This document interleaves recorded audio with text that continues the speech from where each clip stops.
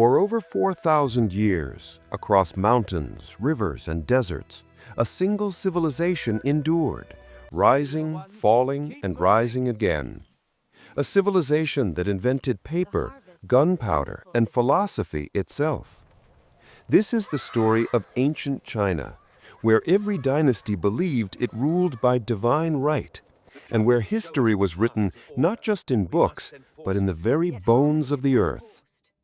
Long before Rome, Greece, or even Egypt reached their height, people were already farming along the banks of two mighty rivers, the Yellow River in the north and the Yangtze River in the south. These fertile valleys became the cradle of Chinese civilization. Archaeologists have uncovered Neolithic villages here, such as Banpo near today's Xi'an, where farmers grew millet, raised pigs, and painted pottery nearly 7,000 years ago.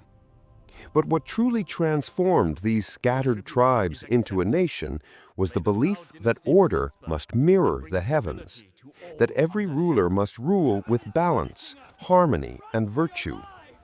This idea would one day be known as the mandate of heaven. China's first dynasty, the Xia, is still shrouded in myth. Its kings are said to have ruled around 2100 BC, but evidence is scarce, part legend, part memory. Yet soon after came the Shang dynasty, the first Chinese civilization supported by archaeology. The Shang built walled cities, crafted bronze weapons and tools, and left behind strange relics, oracle bones, turtle shells, and ox scapulas carved with questions to the gods. Will the harvest be good? Will the king win his battle? Priests heated the bones until they cracked and read the fractures as answers from the ancestors. In these carvings, we see the birth of Chinese writing, a system that still echoes in modern Chinese characters today. Around 1046 BC, the Zhou overthrew the Shang, claiming that the gods had abandoned the old rulers. They called it the mandate of heaven, the belief that heaven grants authority to just rulers and withdraws it from the corrupt. This idea would define Chinese politics for 3,000 years. Floods, famines, and rebellions were not just disasters, they were signs that heaven was displeased. Under the Zhou, China expanded, population grew, and the concept of feudal lords emerged. But over centuries, these lords gained more power than the king. The Zhou splintered into rival states, and China plunged into the warring states period. It was an age of war, but also an age of ideas. Thinkers wandered the land, teaching rulers how to restore harmony. Among them was a humble scholar named Confucius. He taught that a good ruler must lead by moral example, that order begins with virtue, not fear. His ideas of respect, loyalty, and duty became the foundation of Confucianism, a philosophy that still shapes Chinese culture today. Others, like Lao Tzu, turned inward, teaching the path of Taoism, to live in harmony with nature, to find strength in stillness, and flow like water. And then there was legalism, a harsh philosophy that demanded obedience above all, and it would soon forge an empire unlike any before it. In 221 BC, a ruthless ruler from the western state of Qin defeated his rivals and united China for the first time. His name was Qin Shi Huang, the first emperor of China. He standardized coins, weights, and writing. He built vast roads and began connecting walls to defend the northern frontier, the earliest form of the Great Wall of China. But his rule was strict, even brutal. Books that opposed his philosophy were burned. Scholars were buried alive. In his obsession with immortality, he consumed mercury potions, and when he died, he was buried in one of the greatest tombs ever made, guarded by 8,000 life-sized terracotta warriors.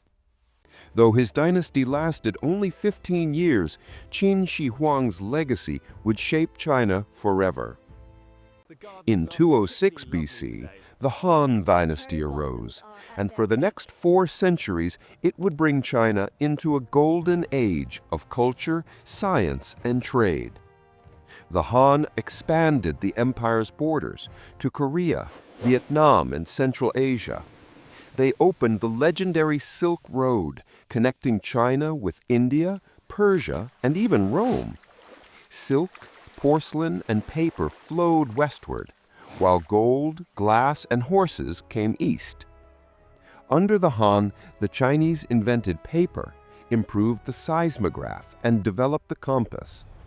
Confucian ideals guided the empire's civil service, creating one of the world's first merit-based bureaucracies. At its height, the Han rivaled Rome in power and sophistication. But like Rome, it too faced corruption, rebellion, and division. By the year 220 AD, the dynasty collapsed, and China entered another age of chaos. After centuries of turmoil, China reunited under the Tang Dynasty in 618 AD, a time of poetry, trade, and global exchange.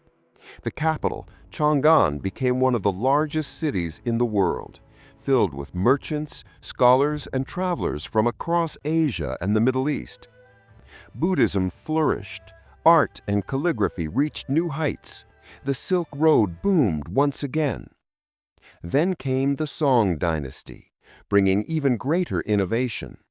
Movable printing, gunpowder, and the magnetic compass transformed not just China, but eventually the entire world. Cities grew, commerce expanded, and scholars refined technology. Yet as wealth grew, so did threats from the north. The Mongols under Kublai Khan would one day conquer the empire and rule it as the Yuan dynasty. But even foreign rulers could not erase China's legacy. Its culture, philosophy, and language endured. Through every rise and fall, one belief remained, that harmony between heaven, earth, and mankind was the secret to lasting rule. The mandate of heaven guided emperors for millennia, from the Han to the Ming and beyond. China's dynasties built walls visible from space, inventions that changed humanity, and philosophies that still influence billions today. From bamboo scrolls to paper books, from bronze chariots to gunpowder armies, from ancient villages to imperial palaces, China never truly fell. It transformed, adapted, and rose again. Because in China, history is not a line, it is a circle. Endings are beginnings, and every dynasty is but one chapter in the story of a civilization that never dies. This is ancient China, the land where heaven chose its kings, and where the spirit of invention, philosophy, and unity still flows like the rivers that gave it life.